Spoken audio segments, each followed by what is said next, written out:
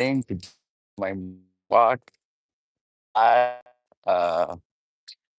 they say it's kind of important. Look at the beautiful sunrise. Take a little bit. Look into the sun, not directly, but at least for 10 seconds. That should reset your clock inside and let your body starts going. Mm, that's good for you. So, guys, I'm excited. Today's Wednesday, hump day. I got to put some energy.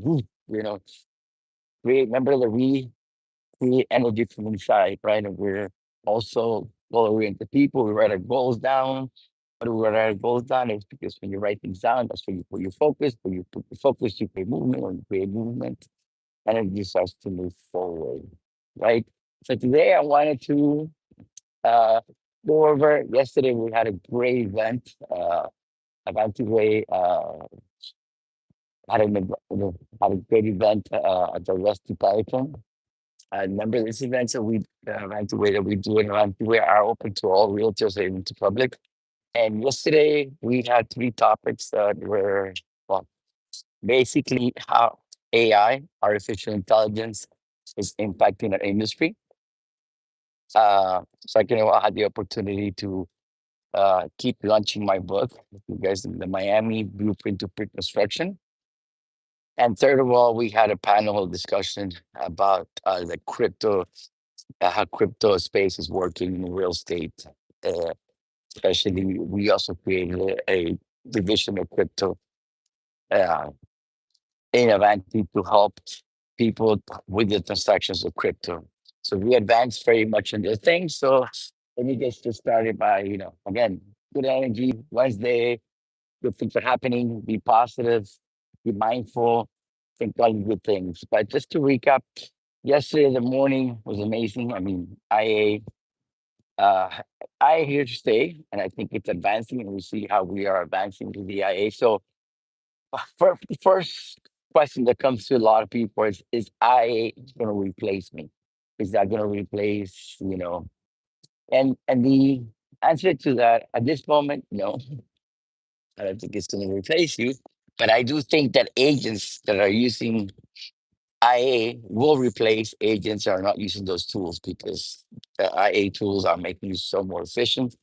I mean, one of the things that I learned or where the field is heading right now, when you have ChatGPT or you have this, you have what they call bots. Or bots it will be like because each IA you could have different bots. You could have an IA that's your personal assistant. You could have an IA which is an expert on say real estate, an expert law. Because remember, you have to also.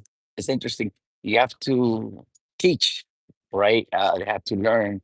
You have to personalize each block to your personality, and you have to talking to it. You upload things that you want them to learn, to keep to memory, et cetera, et cetera. Right? So you.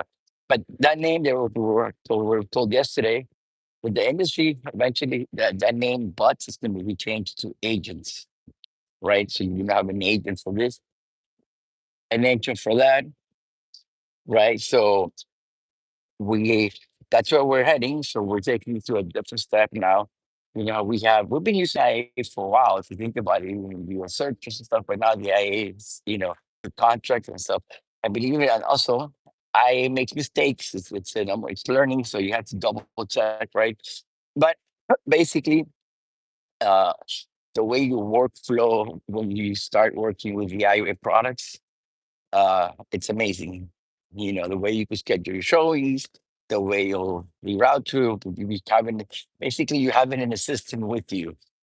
So we talked about where we had some experts come from the field. Where is it going? Where we at right now? I mean, we're beginning to see robotics and getting into it, but yeah, there's like any change. This is going to be like when internet hit the field. Remember, it was a big change. So IA is here to stay, and it's really here to enhance your life. If you learn how to use it, I encourage you that you have to jump on the wagon. The faster you learn how to use it, the more efficient you will become, and the better you life, the better you would add value to your clients. So, that's basically so. It was a really good touch of reality. What's the there was And you could definitely see the agents that are using IA, how they're moving forward and adding more value to the transactions. They're also getting access to quicker information, which to me, information is knowledge. And I really think one of my core beliefs in life is if you have the right information, you will make a quick decision. Right. Most of the time, we just don't have all the information in front of us, and we are making a lot of a lot of decisions without a total picture, or and so kind of more time. So at the right, if if you have the right information, I think the IA is it's helping that process uh, move us along that line for a better decision making. So that was great. Uh, then I had the opportunity. There was 300 people in the crowd. Like 2% my vote, right? The blueprint to trip section in Miami. Uh, I if you read the book, uh, I go over the fundamentals. Why is Miami changing? And I think Miami, the future of Miami, is in pre-construction because the city is really being rebuilt. Uh, you're seeing, you know, just to give you a little retouch, basically, after Surfside collapsed, that made us understand that we had to create more safety features, check out the structures of buildings. Uh, it- you know, even the building codes that we have right now are so much different than what we had 10 years. I think Miami's been learning from every sad thing that happens from the hurricanes, from the collapse. All these things, their tragedies are sadly bad because there's loss of life and stuff. And so those are, but the thing we could do is get better and learn. So we're building today way much, our the impact windows, they're like level 6 already. The materials that are being used are kind of waterproof, soundproof. So we're building completely different. And we also realized that after that, so we created a whole, we created different laws. So in a tight shelf, my book really focuses, right? I use the lens to talk about the law, the people, and the land. And those are the three main things that you talk. I mean, let me just break that down to you really quick. The book breaks it down, I mean, in a good way for you to understand. But the law, so the law changed, so the building codes change. Now buildings have to have reserve, they have to get structural engineers to inspect them, right? Because buildings, for example, I'm going to give you something. Remember older buildings? They were built for for so much weight. But as time came along, we remodeled the apartments, we upgraded them, we changed the floors. For remember back in the day, the kitchens were made out of like formica. Some, now we're putting real wood, we're putting onyx on them. We go into the bathroom and we're creating these beautiful bathrooms. But all those changes add weight to the building, and if nobody took control or took had some control of what those changes and that weight came in. Typical thing in the older buildings, you see that they take over the balcony, and then they close the balcony, then they add, right. So if you're adding weight to the building, you also would have to think about reinforcing the structure of the bottom of the building that's holding the building up, right? And those things didn't happen. So now we also get to the point that, so the first point the book talks about is the law. So all these new things that were supposed to go into place January 1st of this year, they moved it to next year because a lot of the buildings are not going to be able to comply, and they're going to be censored and they'll probably be closed down. And a lot of the buildings also, it's just way too expensive to put them up to code. So that's what you're seeing. Uh, People selling the buildings and then developers coming in. Also, so remember first we talked about the laws. Then let's talk about the people. Miami keeps growing, right? In population wise, people, we're still having kids. We do have a housing shortage. We stopped building in 2008, remember, after the crash. So we still keep having babies, kept growing. And on top of that, after COVID, we have already 166 top Fortune companies that have moved their headquarters to the Miami area. Miami area. So now we have jobs and we imported all executives that are coming in. And believe it or not, their biggest complaint is that there's not enough housing for them.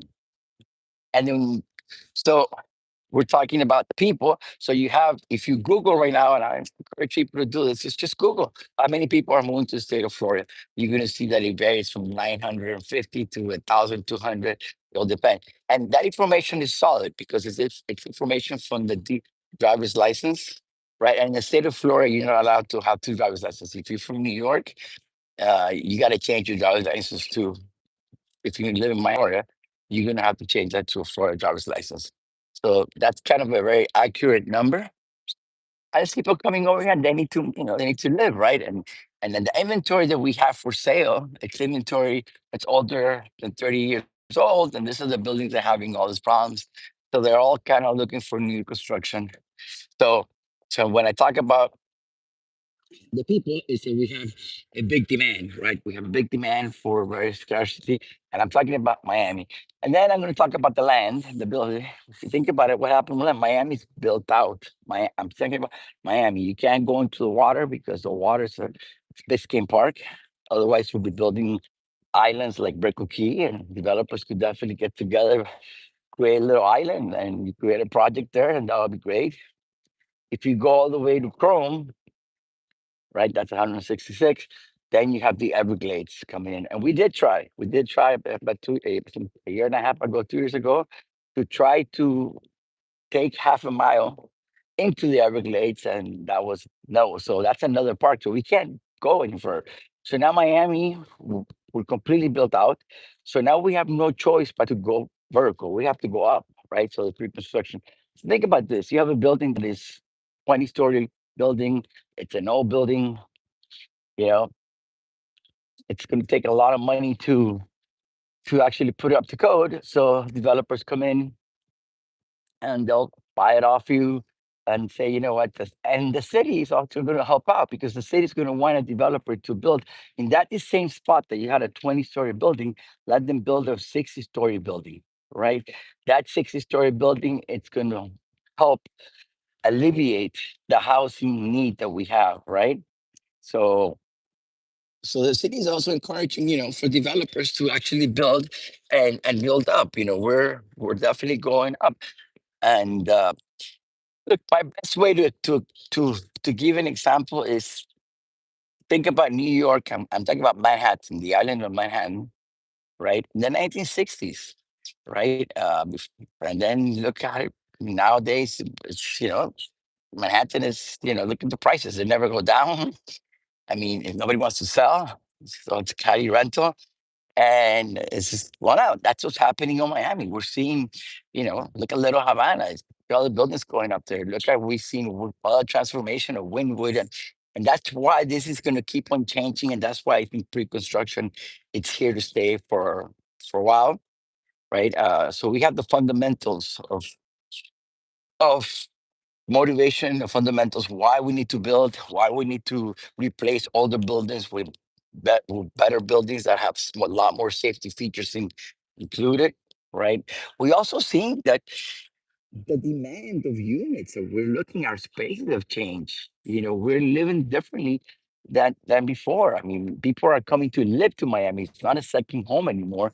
And they want bigger spaces. So we need to cater to all this new demands. And that's basically what's happening. The market's reacting to the need because at the end of the day, each building, right, has a concept. It's erected to a different crowds and understanding that. But I go into the book. If you guys, the book it's on Amazon, right? I really, you could buy it on Amazon right now. It's on paperback. It's in Kindle. It should be in Audible pretty soon. You could go to my, you could also go to my webpage, gteran.com. You will see, it'll take you right to the link of the Amazon, right? So I do think this book it's the book. Who's the book for, right? If you live in Miami, you kind of want to understand what's going on because you can see, why is all these changes. You will see, um, you will see uh, why this is happening. Also, it's going to help you realize that this is an opportunity in our life. But as a second year, to opportunity in real estate. Now buying in New York is just kind of not. So we're definitely heading towards that. So you're going to create see some opportunities. So if you're an investor, it's going to help you understand why you should invest in Miami, why you should invest in pre-construction. So that's an opener. And then yesterday, we closed the day out yesterday with the crypto panel. And basically the crypto space is it's growing. We do have a lot of people out there holding crypto. Crypto is an amazing asset. I mean, this crypto, like Bitcoin, is an asset that's, I mean, performed 60%, growth for the last what 8 years straight. I mean, Bitcoin, and if you talk to these Bitcoin guys, they think there's still a lot of space for it to grow. So Bitcoin becomes a reality. The thing is that the Bitcoin transactions have become, uh, there's people that I realize these people that are own Bitcoin, they're call them whales. They're really multimillionaires, but they have a problem because it's very hard for them. Number one, they don't want to get rid of the asset. Number two, every time they sell that asset into or make it into dollars, you're paying a capital gain tax anywhere from 15 to 25%, which is huge, right? I mean, it kind of makes sense. And it's kind of amazing. A lot of them want to buy real estate because why? Because the first question that came to my, I'm looking at the panel is, why would you want to change an asset like crypto that's making you 60% and to put it into real estate uh, that's going to make you 8, 10% cap, right? Well, I mean, the answer to that question, uh, kind of obvious in the sense that you want to first, diversify your portfolio, but at least real estate is something tangible and you can touch, and it's more secure. I guess what I heard yesterday, being a Bitcoin, all wallets are hackable. Hack your wallet at the end of the day. Uh, it's a lot. It's very stressful.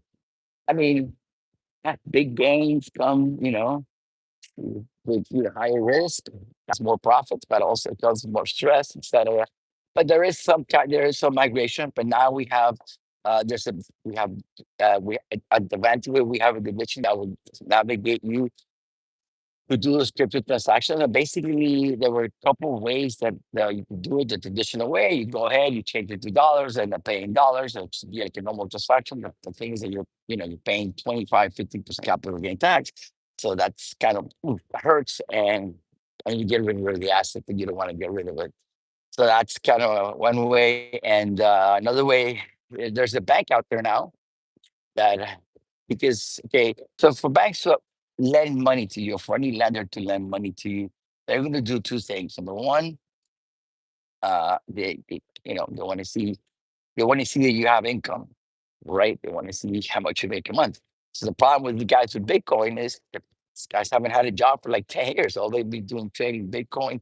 They're they have a lot of money in them, in their crypto wallets. They're worth a lot of money. But when they go to the banks are like, they don't want to touch them. You have no income. There's no credit. I mean, it becomes very hard. So there's a bank out there already uh, that's working with us. So basically, these banks, they would actually they do this, and they have a 30-year mortgage for them. So they will look at you, or they will check your crypto wallet, right? Analyze your assets. Then they will determine an income.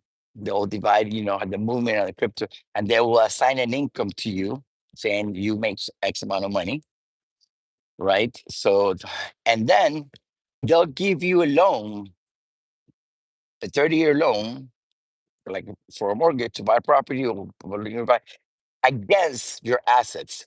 So yeah, they're going to retain your assets, but the reality is you as a crypto holder, you keep your crypto, right? That's yours. You keep it. You keep that asset that you don't want to let go.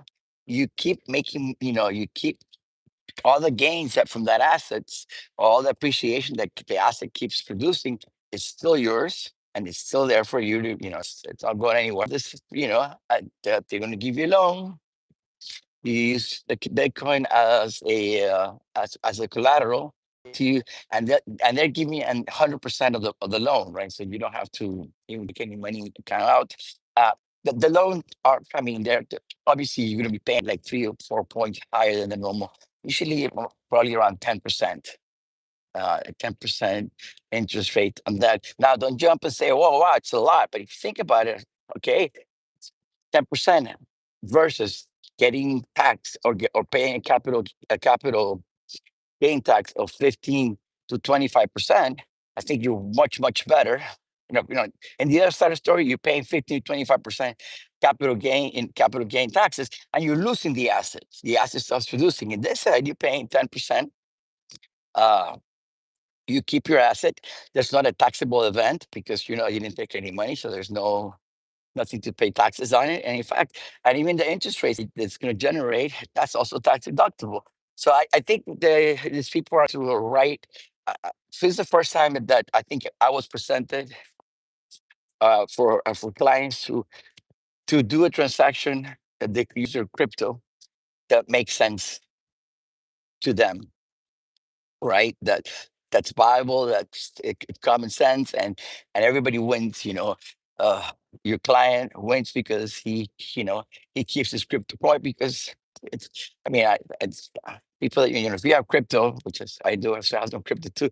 You don't want to let go of it. I mean, why would you don't want to let go? That's like your little nest there that you don't want to let go. So in this way, you keep your crypto, you keep generating the gains that you need to gain, and you buy your properties that you want, and you create your portfolio that you want to do and invest in real estate. Having said that, uh, guys, having said that, uh, I want to say have a great Wednesday. Hey, feel free to reach out to me for anything. I'm always glad to have conversations. I mean, people have been calling me about questions about the book. I'm more than glad to answer any questions, to go deeper into whatever you need to do.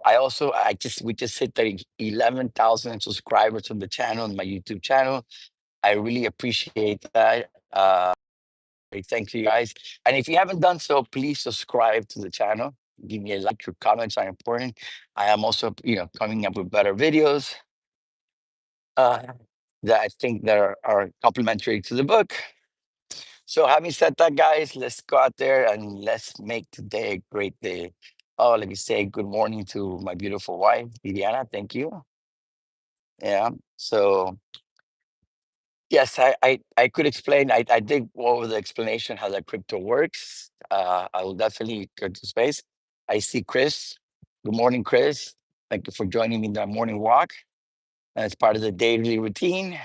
Uh, having said that, guys, I look forward to keep running into you guys in the street and make it a great day.